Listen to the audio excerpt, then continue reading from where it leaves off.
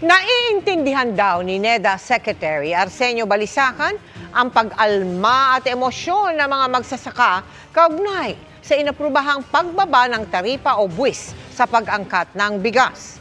Sinabi niya yan kasunod ng panawagan ng ilang samahang pang-agrikultura na magbitiw na siya sa pwesto.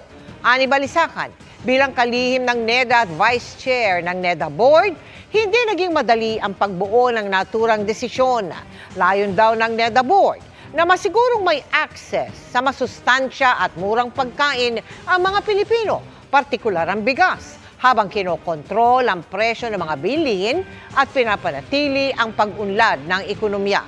Nangako rin si Balisacan ng suporta sa mga magsasaka sa transition period ng mas mababang taripa. Namumuhunan na niya ang pamahalaan sa mga infrastruktura at modernong teknolohiya para mapaganda ang market at financial access ng mga lokal na magsasaka.